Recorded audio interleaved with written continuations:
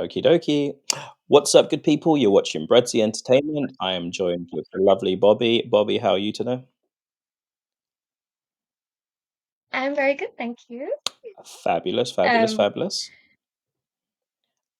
You mentioned you've had 20 different lives. For a 19-year-old girl, that's very interesting. Let's just start with a little bit about you, Bobby. Tell us a little bit about you, who you are. You don't have to tell us where you live, but aspirations for the future. Tell us a little bit about you. well, I'm Bobbi. I am 19. I am very, very passionate about animals. Um, I want to be a veterinary oncologist, so a cancer doctor for animals, or an exotic veterinary surgeon, so doing surgery on exotic animals, whatever they may be. Um, My parents breed dogs. They Okay. have about 17 dogs in their house right now, and they're in a bungalow. Wow. But they are I used to show them in shows. I can train them.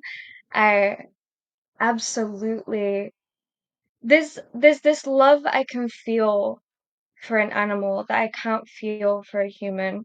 It's this love, well, I haven't yet to, but it's this love of like I would do anything in the world to protect it. I couldn't let anyone harm it. I just want to preserve it and let it live. Where do you think Um, where do you think this comes from? This want to cure animals, and then obviously the want to sort of protect animals, and the sort of emotional connection that you have with them.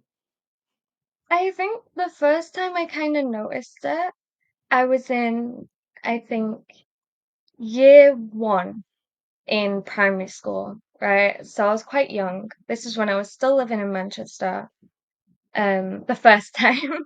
Okay. And I was the kid that would like pick up the snails, you know?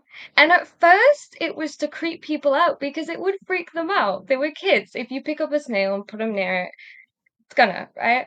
But then I started seeing that people, even like kids, and I was a kid at the time, but they were just being cruel to it. They were saying all these, I just saw it as this thing that was just living. It was just living. It was just going about its time. There's no need to step on them because people used to do that. And Yeah. I just even something so small like that, it broke my heart because there was no reason for it other than the fact that they didn't like the look of it. That is interesting, I suppose. Yeah, I mean, kids. Yeah, sometimes I used to have friends that used to stamp on snails and stuff like that.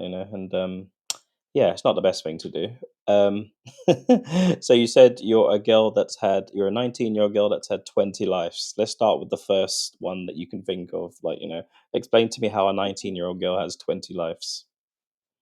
Or it's the way I see it is I've crammed so much hell into my life.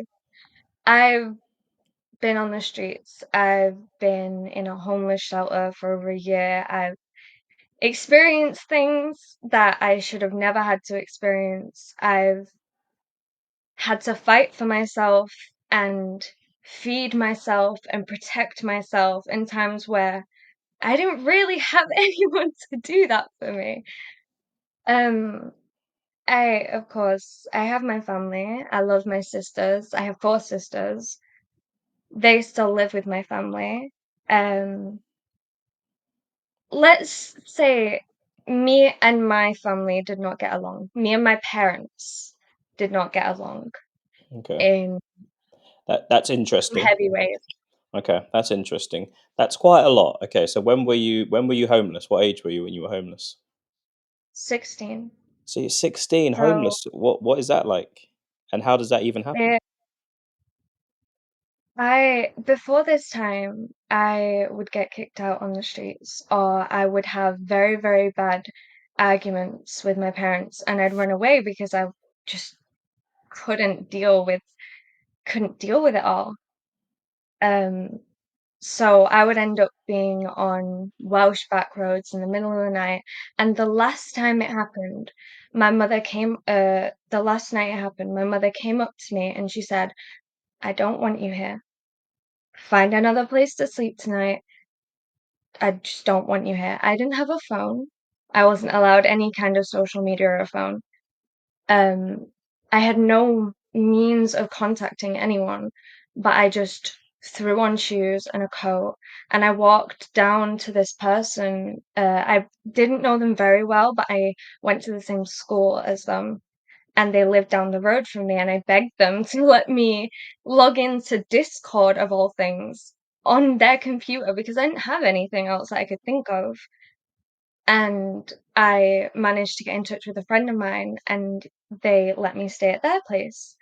Um, but then after one night of being there, my mother called the police and told them that I had run away. So they brought me back and the next morning she just came into my room and said, "You were right. We don't work. I've got you an interview with this homeless shelter in an hour over the phone." I had the interview, and that same day I was bags packed and gone. I It mean, I've got to ask.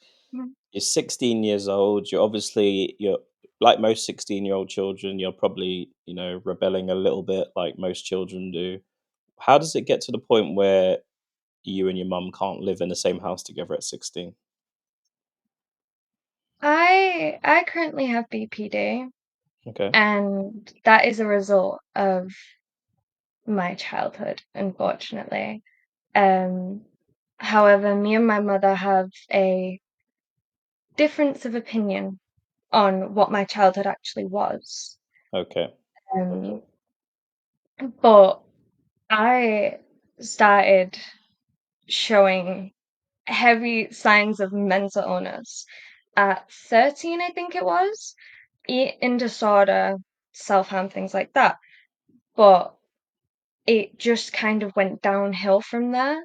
And the way me and my family taught when we're like talking something out, talking through an issue, we don't talk, we scream, and whoever screams the loudest or whoever storms off loses, you know?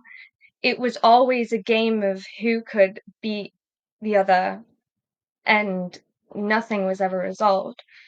But because my mother had so much control over me, I bit back. So when she would fight with me, I would push her and say things that I knew would hurt her because it was the only way I could get to her.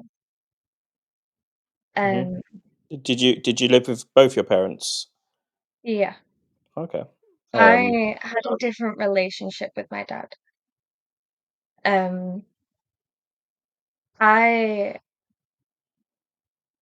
I was my dad's like girl growing up, uh, and he went to prison for a short while over something that he did not do.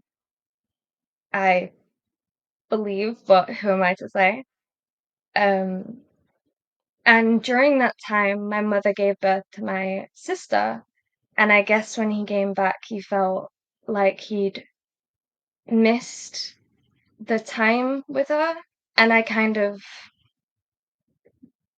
faded away in the background. okay. Um, but because of that, I would always see parts of my dad that I didn't think anyone else saw because I spent so much time with him. He My dad is a drinker. He's not like an aggressive drink. He is a functioning alcoholic, but he'll have like a crate at least of beers every night, you know? Um, but I was always the one who would stay up with him because he would be staying up to early hours in the morning. I'd stay up with him because when he'd pass out, I'd take the can out of his hand so it wouldn't fall. I'd get him my duvet, sleep on the other couch so he wasn't alone. I'd clear out all the cans in the morning. I'd lock all the doors, let all the dogs out and in, and make sure everything's turned off and safe so that there were no arguments in the morning. Because I felt like my dad was fighting a fight that he didn't understand in within himself. Mm. And my dad isn't the kind of guy who talks about emotions. He isn't that guy at all. So I just felt like if I could just protect him, that it'd be okay. Because there were times when my parents would have these god awful arguments and I'd be the mediator, but through my dad, because my dad would open up to me and tell me things a little more, things that he wouldn't have been able to say in the heat of the moment in an argument. And I knew that. Mhm. And I just couldn't figure out how to show that to my mother. So I would kind of, I guess, use myself as the messenger. But because I didn't, me and my dad's relationship during it didn't falter nearly as much as me and my mother's. Because me and my mother, I I don't believe that we can have a day-to-day relationship, and I think that That's she how knows when I that mean, too. when I hear that, and you're only, I mean, you seem like a nice girl, you're 19 years old, you don't seem, obviously, I know that, you're not, no one's showing all their faces at one stage. I know you're showing me the little angel face at the minute, but, it just seems very upsetting that, when I hear that parents don't get on with their children, for me, it doesn't seem like there shouldn't be, for me personally, there shouldn't be a choice of being able to get on. You bring children into the world, you should look after them. And, for the life of me, a 16-year-old girl being chucked out the house, like, I don't care what she's done personally, like, your 16-year-old daughter, I could never chuck a 16-year-old daughter out the house. And like, how does that even play in your head when you actually think about that, and especially with, like, your dad as well? Do you tend to feel that maybe he picked your mum over you, or I don't know, how do you see it in your mind? I think my dad's kind of whipped. If we're gonna be perfectly blatant about it, my dad's whipped. If at the end of the day, unless he is genuinely adamant on something, then it's my mother's decision. My mother, if she decides something, he has to go with it. I get that, He and I get that, but most relationships are like that. But not when it comes to choosing your children. Not when it comes to, like, I mean, because, you're a 16-year-old young girl walking up country hills, no phone, no nothing. Anything could have happened to you. Like, anything could have happened to you, and, how I don't get that. I really do not get that. It just seems very strange to me. Like, does it not seem strange to you? Like, I'm pretty sure, like that. it's I I've been through plenty since then, and I've thought and replayed moments in my life so much in my head that I'm a little bit numb to it. When I talk about it, it's almost like I'm talking about anything else. But I know that shouldn't realistically be the case because that doesn't seem healthy. But for me, I get what you mean, and obviously I don't want you to talk too much about things that you don't necessarily want to talk about. But I can obviously tell that you've obviously had some harsh and bad days and stuff. Some really bad days and really bad experiences, which you don't have to talk about. It's entirely up to you. But I get that. I find that very sad as well. Still that, and I don't know, how do you deal with this? um, well, I I for one am almost 3 years clean, So I got through that. Okay. I Let's let I let's got let's let's let's start with the beginning of that journey, young lady. 3 months clean of what drug? When did you start using? And how old were you when you first started using? And what happened? um by clean, I actually mean self-harm clean because very I used to do it a lot, but it was only ever my left forearm, never anywhere else, because it just didn't feel right. But I didn't stop that because I wanted to stop. I stopped that because one day I just decided, you know what? It is, I was always safe with it, but it wasn't worth the hassle of hiding. I got to a point where I just accepted, okay, I understand this isn't healthy. I was doing it as safely as I possibly could, but I I am logical. I do understand. So I just decided that's it. I'm done. And I haven't done it since.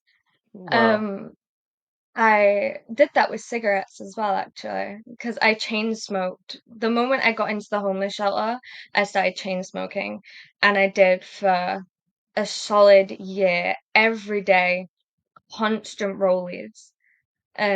But then one day I just decided I hated the smell of it and I just stopped. Wow.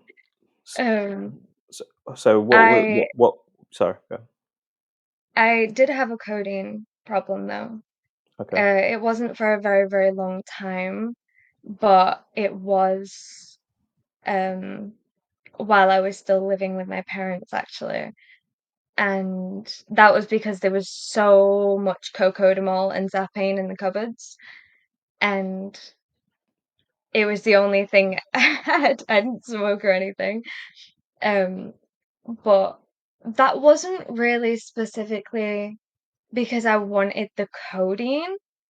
It was just at that time in my life, I would, if I'd find a medication in the house, I would find a way to research it, figure out what it does, and see if it can make me feel any different than I was in that time. Um, That just seems so sad for a young girl to have to go through stuff like that. That just seems really sad. yeah, I had a very quite awful experience while I was on it.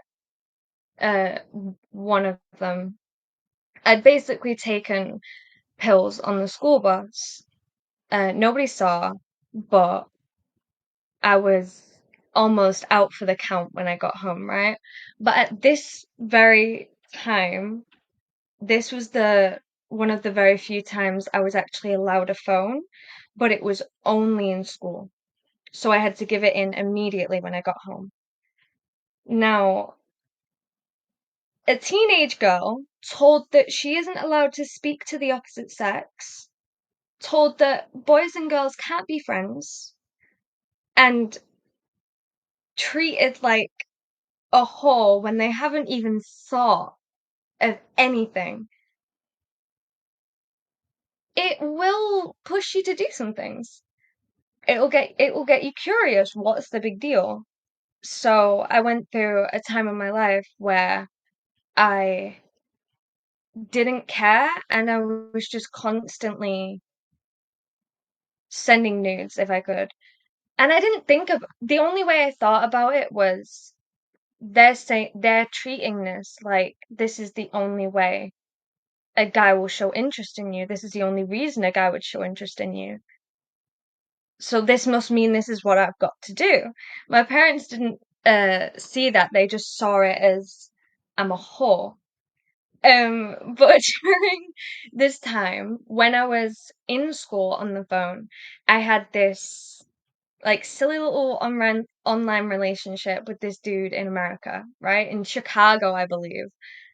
Um, and there were not a lot, but there were certain pictures of me in underwear on the chat. Now, I had forgotten to delete these before I got home. And so I'm almost comatose. I am absolutely out for the count. I can barely see. I can barely feel anything. I'm just barely conscious. And my mother is holding a phone in front of my face with the pictures, screaming at me, calling me every vile, disgusting word under the sun, slag, whore, whatever you can name it, right? And it escalated from there, but long story uh short, that phone got smashed up. Well, so Um, obviously you were groomed online by an older man then, basically. I You probably don't see couple it. couple times. A couple of times. I had if I had any access to the internet, I was kind of a magnet for some very bad people. So I've had some very quite fucked up exes before. I had an ex leave me for his cousin. He fucked her, fell in love with her, and then left me to confess his love to her, and she rejected him. But he, aside from that, was also he used to do things like send me pictures of girls and like certain clothing, and he was like, "Why can't you look like this? Why can't you dress like this?"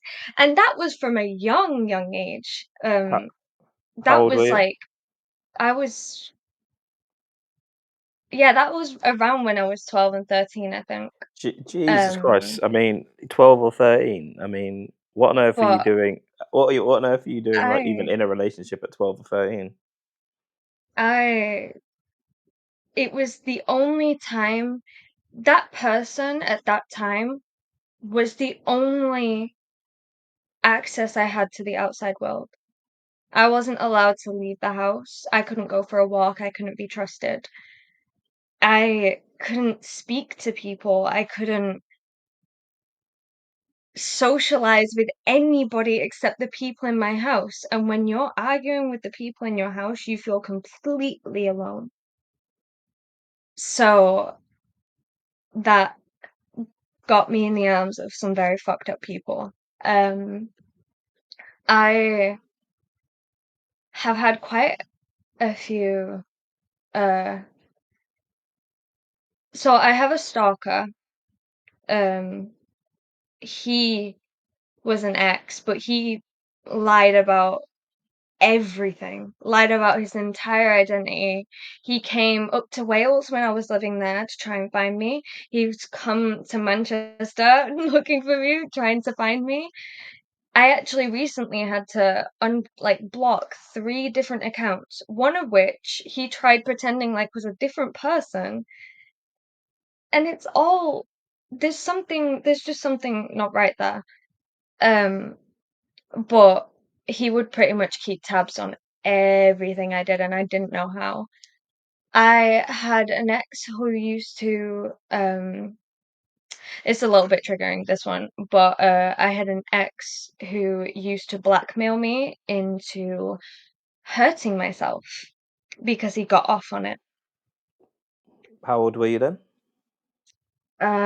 15, How old was he? I think.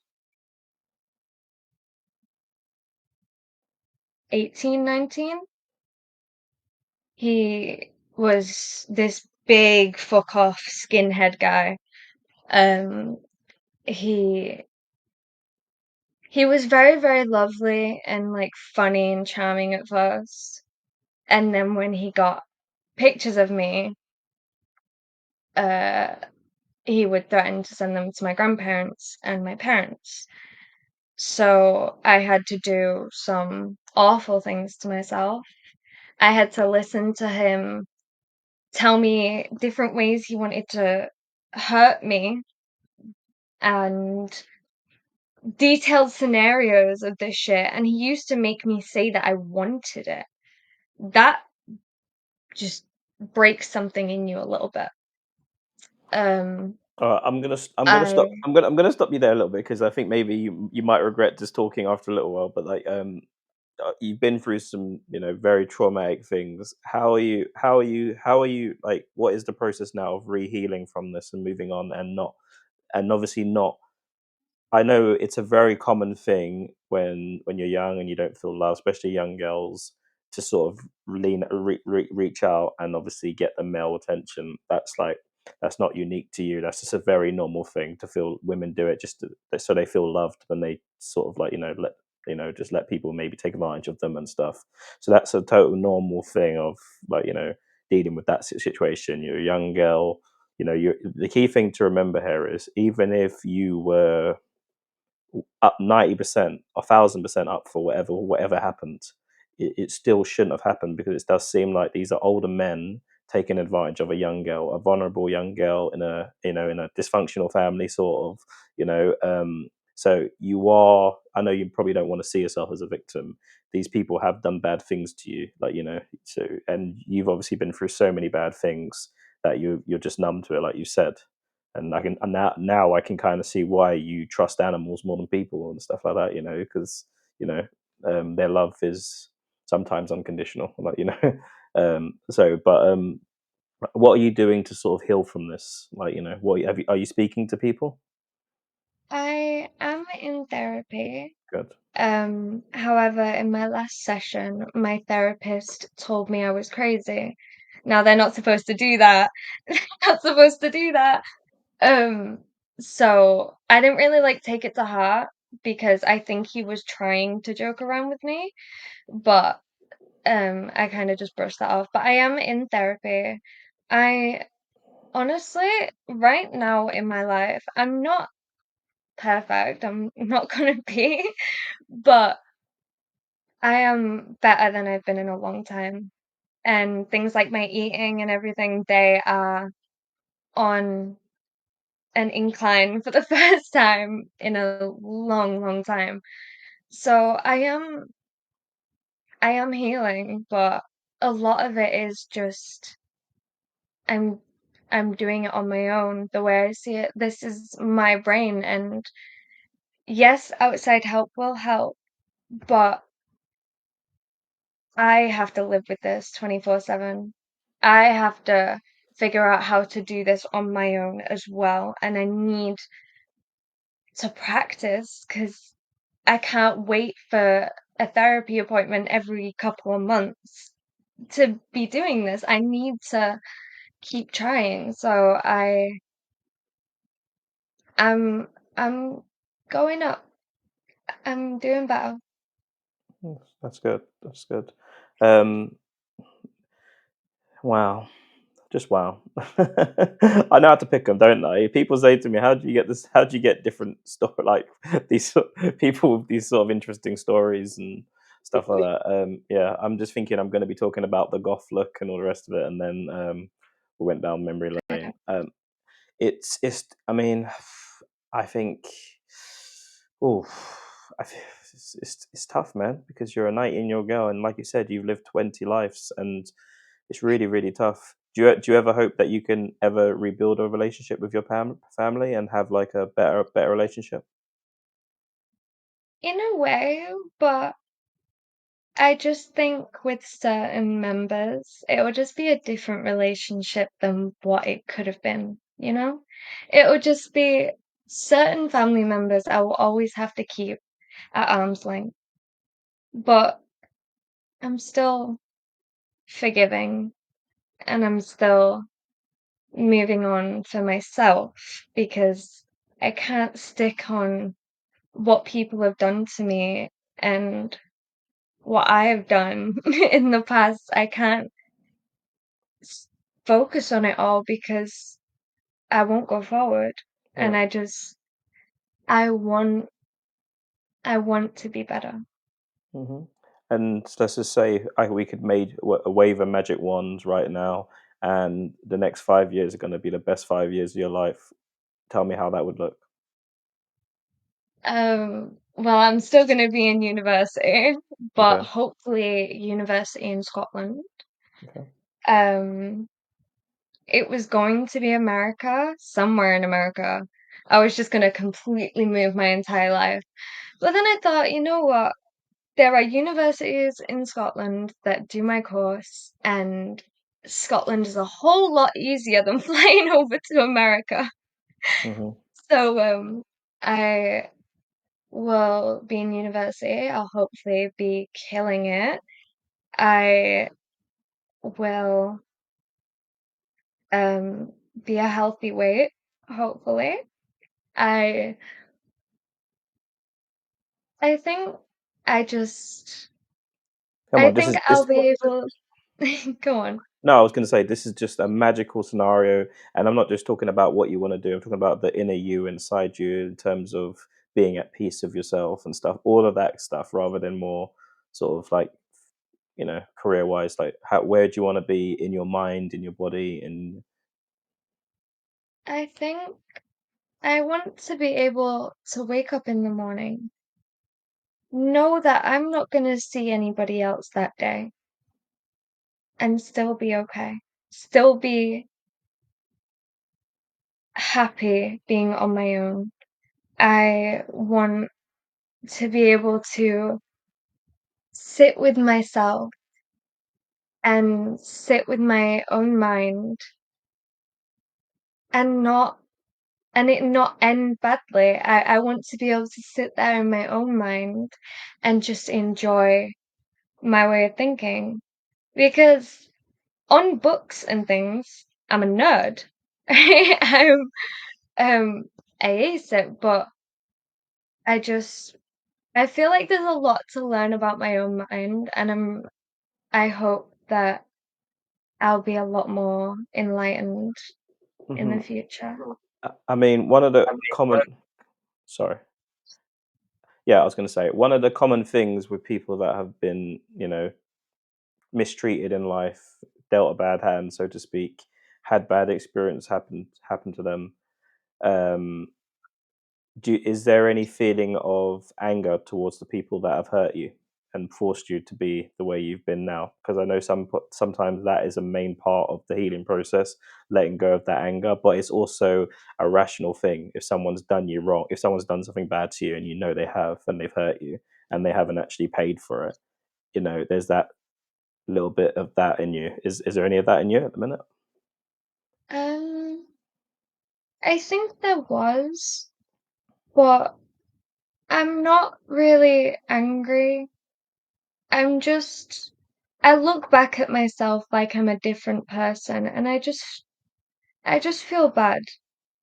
Like I just almost like I could just give myself a hug, my younger self a hug, Bless you. because I used to give myself a really, really hard time, and I used to blame myself a lot for the things that went on in my childhood, but I have kind of started to come to terms with I was a kid.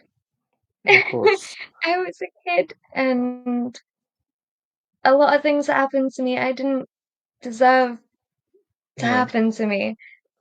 So I just, I'm not angry. I'm just sad that I didn't stand up for myself Mhm. sooner.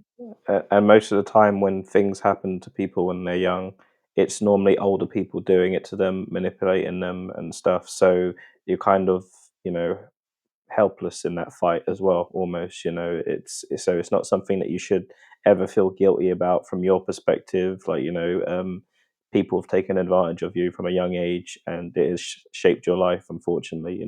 But the main thing is obviously where you are now. Like, you seem to be at a very peaceful place. I know you're obviously putting a face on as well. It's not all kumbaya. You can't just wave a magic wand. You've been through real things, so it's hard. So, but I get it. I'm doing my best. You're fine. You're fine. In fact, what I'm going to do, I'm going to end this first interview, and maybe we'll do another one because we didn't even touch on your back injury at the minute, did we? We'll talk about that another day. And you're sitting there, probably sitting there in pain. Bobby, our first interview. You've been very open and honest. I really appreciate you coming on and telling your story and stuff. And yeah, this is the first one. We will definitely do another one. Okay. Anything, Thank anything, you. anything you want to say before we go? Um, I appreciate you taking the time to listen, and I have so many more stories. Don't worry, we'll get them, but I just feel like I wanna make sure that we do it in parts, otherwise, it could be very dangerous for you, and it could have a negative effect on terms of your healing and stuff like that, and, yeah, so I wanna be in the right state of mind to do it as well. Okay. Guys, the first interview with Bobby, very open, honest, very brave girl, been through some stuff that, most of us wouldn't even know what to do. I wouldn't even know what to do at 16 if my mum kicked me out, told me I had to go walk through some farm or something. Bobby, thank you very much for coming on. Okay. Thank you.